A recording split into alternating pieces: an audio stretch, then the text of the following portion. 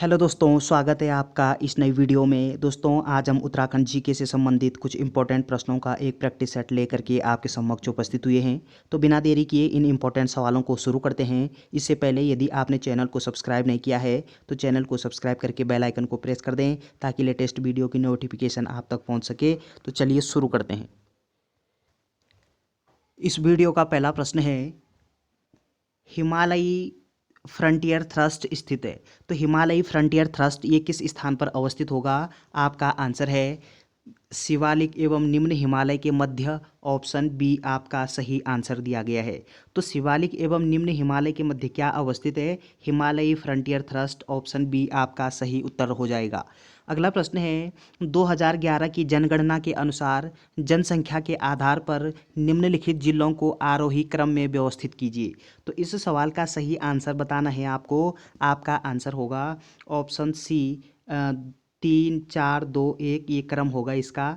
Option C आपका सही उत्तर दिया गया है। अगला प्रश्न है, उत्तराखंड में सबसे अधिक नगरीयकृत जिला कौन सा है? तो इस प्रश्न का सही आंसर बताना है। आपका आंसर होगा कि उत्तराखंड का जो सबसे अधिक नगरीकृत जिला है वो देहरादून हो जाएगा। ऑप्शन ए आपका सही आंसर दिया गया है। अगला प्रश्न है, उत्तराखंड के जनमानस पर सर्वाधिक व्यापक प्रभाव किस संप्रदाय का पड़ा है? तो किस संप्रदाय का सर्वाधिक व्यापक प्रभाव पड़ा है उत्तराखंड के जनमानस पर? इस प्रश्न का सही आंसर होगा शैव और शाक्त संप्रदाय का। ऑप्शन बी आपका सही आंसर दिया गया है। अगला प्रश्न है, निम्नलिखित में से कौन सी जनजाति उत्तराखंड से संबंधित नहीं है? तो उत्तराखंड से संबंधित कौन सी जनजाति नहीं है इन चारों में से? आपका सही आंसर होगा बैग जनजाति, ये उत्तराखंड से संबंधित नहीं है। ऑप्शन डी आपका सही आंसर हो जाएगा। चलिए अगला प्रश्न है, निम्नलिखित में से किस जिले में लोक नाटक हिज यात्रा या हिल यात्रा का आयोजन किया जाता है? तो हिल यात्रा का आयोजन किस जनपद में होता है? आपका सही आंसर होगा पिथौरागढ़ जनपद में। ऑप्शन सी आपका सही आंसर दिया गया है। अगला प्रश्न है, उत्तराखंड में निम्न में से किस स्थान पर दुर्योधन और कर्ण की पूजा की जाती है? तो उत्तराखंड में एकमात्र स्थान ऐसा है जहाँ पे दुर्योधन और कर्ण की पूजा होती है। कौन सा स्थान होगा? आपका सही आंसर है ये उत्तरकाशी जनपद के नैटवाड़ क्षेत्र में। ऑप्शन सी यहाँ पे सही उत्तर दिया गया है। अगला प्रश्न है, तालेश्वर ताम्रपत्र के तालेश्वर ताम्रपत्र से किस राजवंश और राजधानी का पता चलता है? तो किसका पता चलता है तालेश्वर ताम्रपत्र से? आपका आंसर होगा ये पता चलता है आपका पौरव वंश और राजधानी। इसकी ऑप्शन बी आपका सही आंसर दिया गया है। अगला प्रश्न है, किस मुगल शहजादे ने 1658 में श्रीनगर गढ़वाल में शरण ली थी? तो किसके द्वारा शरण ली गई थी? आपका आंसर होगा सुलेमान सिकोह के द्वारा। ऑप्शन बी आपका सही आंसर दिया गया। तो सुलेमान सिकोह ने कहाँ पे शरण ली थी? श्रीनगर के गढ़वाल में। और कब ली थी? 1658 ईस्वी में। ऑप्शन बी आपका सही उत्तर है। अगला प्रश्न है, निम्नलिखित उत्तराखंड में निम्नलिखित में से किस स्थान से प्राचीन शिलालेख प्राप्त हुए हैं? तो प्राचीन शिलालेख किस स्थान से प्राप्त हुए हैं इन चारों में से? आपका सही आंसर होगा ये प्राप्त हुआ है आपका कालसी से। ऑप्शन सी आपका सही आंसर दिया गया है। अगला पॉइंट क्या ध्यान रखना है आपको, कालसी ये किस स्थान पर यानी किस जनपद में पड़ता है? देहरादून जनपद में। अगला प्रश्न है, गुंथ भूमि का अर्थ है। तो गुंथ भूमि का अर्थ क्या होता है? आपका आंसर होगा गुंथ भूमि यानी मंदिरों को दान में दी गई जो भूमि होती है उसको गुंथ भूमि के नाम से जानते हैं। ऑप्शन ए आपका सही उत्तर दिया गया है। अगला प्रश्न है, हिमालय डिस्ट्रिक्ट के लेखक कौन थे? तो हिमालयन डिस्ट्रिक्ट नामक जो पुस्तक है ये पुस्तक किसके द्वारा लिखी गई है? आपका आंसर होगा ये पुस्तक लिखी गई है एटकिंसन के द्वारा। ऑप्शन बी आपका सही आंसर दिया गया है। अगला प्रश्न है, उत्तराखंड आर्थिक सर्वेक्षण 2018-19 के अनुसार उत्तराखंड राज्य के निम्नलिखित में से किस जिले में 2016-17 के दौरान प्रति व्यक्ति आय सर्वाधिक थी? तो इस सवाल का सही आंसर क्या होना चाहिए? आपका आंसर होगा हरिद्वार में। ऑप्शन सी यहाँ पे सही हो जाएगा। अगला सवाल है, निम्नलिखित में से कौन सा युग्म गलत है? तो इन चारों में से कौन सा युग्म यहाँ पे गलत दिया गया है? आपका आंसर होगा कि ये जो खिरसू है ये पौड़ी गढ़वाल में पड़ता है, औली चमोली में पड़ता है, कौसानी पिथौरागढ़ ये यहाँ पे गलत दिया गया है। और शीतल खेत या आपका शीतला खेत ये अल्मोड़ा में पड़ता है। तो ऑप्शन सी आपका सही उत्तर हो जाएगा। कौसानी आपके बागेश्वर में अवस्थित है।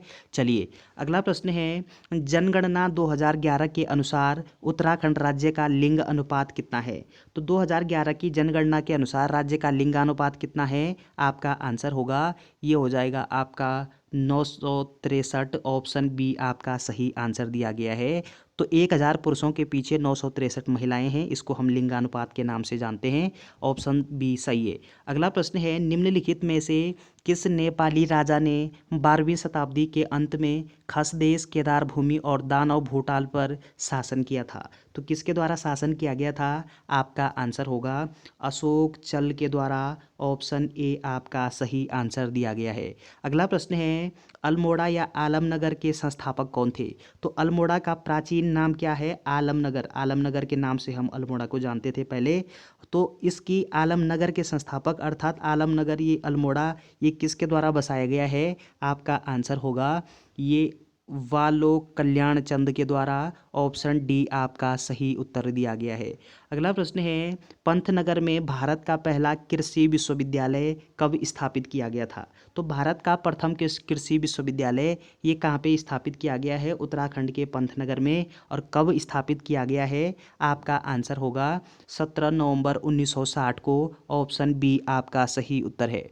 अगला प्रश्न है, उत्तराखंड राज्य के गठन के बाद पहली बार राष्ट्रपति शासन कब लगाया गया था? तो उत्तराखंड में राष्ट्रपति शासन कितनी बार लग चुका है? एक बार। और कब लगा है राष्ट्रपति शासन उत्तराखंड में? आपका आंसर होगा 27 मार्च 2016 को। ऑप्शन सी आपका सही आंसर दिया गया है। तो राष्ट्रपति शासन ये एक बार लगा, कब लगा? 27 मार्च 2016 को। राष्ट्रपति शासन ये किस अनुच्छेद के अंतर्गत लगता है? अनुच्छेद 356, आपको ध्यान रखना है। तो उत्तराखंड में अनुच्छेद 356 ये कब लागू हुआ है? ऐसा सवाल पूछा जा सकता है आपसे। आपका आंसर होगा 27 मार्च 2016 को। और जिस समय उत्तराखंड में ये राष्ट्रपति शासन लागू हुआ यानी 27 मार्च 2016 को, तो उस समय उत्तराखंड के मुख्यमंत्री कौन थे? सीएम कौन थे उत्तराखंड के? तो हरीश रावत जी उत्तराखंड के मुख्यमंत्री थे। चलिए अगला प्रश्न है, ब्रिटिश कुमाऊं के निम्नलिखित में से किस आयुक्त ने पुलिस प्रणाली के स्थान पर पटवारी प्रणाली को सामान्य प्रशासन के लिए अपनाया था? तो पुलिस प्रशासन के स्थान पर पटवारी प्रणाली को किसने अपनाया था? आपका आंसर होगा ये अपनाया गया था आपका मिस मिस्टर ट्रेल के द्वारा। ऑप्शन बी आपका सही आंसर दिया गया है। अगला प्रश्न है, उत्तराखंड विधानसभा में अनुसूचित जाति के लिए कितनी सीटें आरक्षित हैं? तो ये हम सब जानते हैं कि उत्तराखंड विधानसभा में कुल कितनी सीटें हैं? 70 विधानसभा सीटें हैं। तो इन 70 विधानसभा सीटों में से अनुसूचित जाति के लिए अर्थात एससी वर्ग के लिए कितनी सीटें आरक्षित रखी गई है? आपका आंसर होगा 13 सीटें। ऑप्शन सी आपका सही उत्तर दिया गया है। तो कुल आरक्षित सीटें हैं इन 70 में से 15 और 13 सीटें हैं एससी के लिए और 2 सीटें हैं एसटी वर्ग के लिए। तो ये पॉइंट आपको ध्यान रखना है। ऑप्शन सी आपका सही है। अगला प्रश्न है, 1840 में ब्रिटिश गढ़वाल का मुख्यालय कहाँ था? तो 1840 में पूछा गया है कहाँ पे था 1840 में ब्रिटिश गढ़वाल का मुख्यालय? आपका आंसर होगा कि ये था आपका पौड़ी गढ़वाल में। ऑप्शन ए आपका सही आंसर दिया गया है। अगला सवाल है, उत्तराखंड में पंचायतों की वित्तीय स्थिति की समीक्षा के लिए वित्त आयोग का गठन कौन करता है? तो राज्य वित्त आयोग का गठन ये किसके द्वारा किया जाता है? आपका आंसर होगा ये किया जाता है राज्यपाल के द्वारा। ऑप्शन ए आपका सही आंसर दिया गया है। अगला प्रश्न है, नैनीताल में राजभवन किस वर्ष में स्थापित किया गया? तो नैनीताल में राजभवन ये किस वर्ष स्थापित किया गया है? आपका आंसर होगा 1897 में। ऑप्शन डी आपका सही उत्तर दिया गया है। अगला प्रश्न है, 2011 की जनगणना के अनुसार उत्तराखंड राज्य की कुल आबादी में अनुसूचित जाति का कितना प्रतिशत है? तो 2011 की जनगणना के अनुसार पूछा गया है कि अनुसूचित जाति अर्थात एससी का कितना प्रतिशत है?